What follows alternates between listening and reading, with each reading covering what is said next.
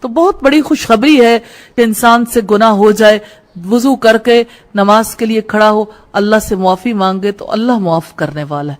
توبہ کی 2 رکعتیں، رسول اللہ نے فرمایا کوئی شخص ایسا نہیں کہ کوئی گناہ کرے پھر کھڑا ہو، وضو کرے، پھر نماز پڑھے، پھر مغفرت مانگے، مگر وہ اللہ کی طرف سے بخش دیا جاتا ہے۔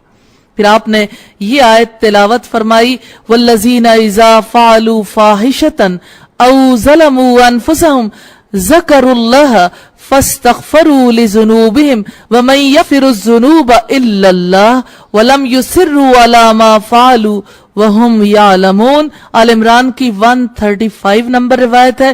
وہ ایسے لوگ ہیں جب کوئی برائی کر بیٹھیں یا اپنی جانوں پر ظلم کر ڈالیں تو وہ اللہ کو یاد کر کے اپنے گناہوں کی معافی مانگتے ہیں، اور اللہ کے سوا گناہوں کو کون معاف کر سکتا ہے، اور وہ جان بوجھ کر اپنے گناہوں پر اصرار نہیں کرتے۔ ترمذی کی روایت ہے 3006 نمبر پر۔